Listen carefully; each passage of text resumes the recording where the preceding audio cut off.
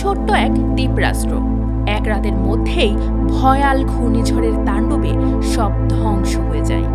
সারা দেশে বিদ্যুৎ নেই, পানি নেই, রাস্তা নেই, বাড়িঘর সব ধ্বংস। একে তো ছোট্ট দেশ, সেখানে আবার এত ক্ষয়ক্ষতি। পুরো দেশ সংস্কার করতে হিমশিম খাওয়ার কথা, কিন্তু সেই দেশ ঘুরে দাঁড়ালো স্বল্প সময়ের মধ্যে। মাত্র কয়েক বছরের মধ্যেই উঠে এলো উন্নতির শেখরে। কিন্তু কিভাবে তা সম্ভব হলো? উত্তর হচ্ছে নাগরিকত্ব বিক্রি করে। কিন্তু সেটা আবার কি? চলুন জেনে নিই। বলছি ক্যারিবিয়ান সাগরের মাঝে অবস্থিত ছোট্ট দ্বীপরাষ্ট্র ডোমিনিকার কথা। সবুজে ঘেরা এই দেশটি সমুদ্র তীর ও পর্বত শ্রেণীর জন্য বিখ্যাত।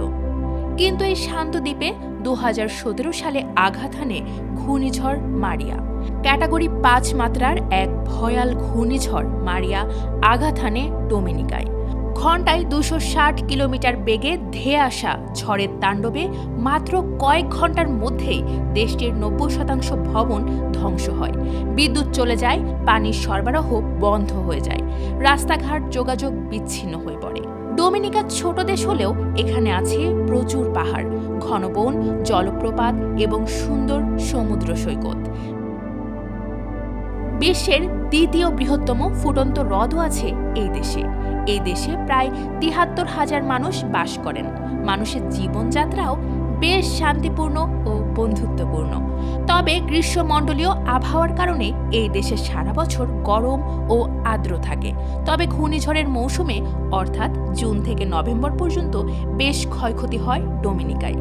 তবে ঘূর্ণিঝড় মারিয়ার তাণ্ডবে হওয়া বিশাল ক্ষয়ক্ষতি কিভাবে কাটিয়ে উঠবে তা নিয়ে চিন্তিত হয়ে পড়ে সেখানকার মানুষ। দেশটির অর্থনীতিকে বাঁচানোর জন্য সরকার তখন একটি নতুন পথ খোঁজে। সেই পথ ছিল বিনিয়োগের মাধ্যমে নাগরিকত্ব কর্মসূচি। এই সিদ্ধান্ত নেওয়ার পর ডোমিনিকার প্রধানমন্ত্রী রুজভেল্ট স্ক্যারিট অফিসিয়াল ওয়েবসাইটে এক বার্তা দেন। নির্দিষ্ট পরিমাণ অর্থ বিনিয়োগের মাধ্যমে সে দেশের নাগরিক হতে পারবেন অন্য দেশের নাগরিকেরা। ডোমিনিকায় 1993 সাল থেকেই এই ব্যবস্থা চালু থাকলেও 2017 সালের পর থেকে তা আরও গুরুত্বপূর্ণ হয়ে ওঠে। এরপর থেকেই ডোমিনিকার অর্থনীতি চাঙ্গা হতে থাকে। দেশটিতে কয়েকশো মিলিয়ন ডলার বিনিয়োগ আসে, যা দিয়ে ধ্বংসপ্রাপ্ত রাস্তা, হাসপাতাল, ব্রিজ পুনর্গঠন করা হয়। পর্যটন শিল্প আবার ঘুরে দাঁড়ায়, সরকারি বাজেটেও স্থিতিশীলতা ফিরে আসে। কিন্তু কেন মানুষ বিনিয়োগ করে এই নাগরিকত্ব কেনেন?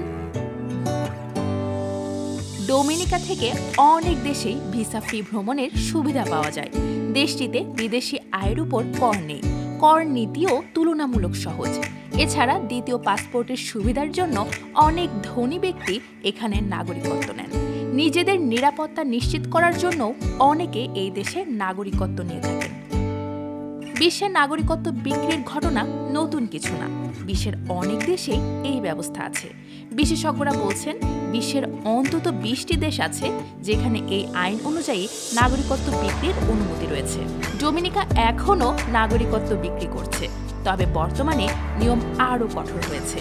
যদিও দ্রুত নাগরিকত্ব পাওয়ার বিষয়টি নিয়ে আন্তর্জাতিক পর্যায়ে কিছু বিতর্কও রয়েছে।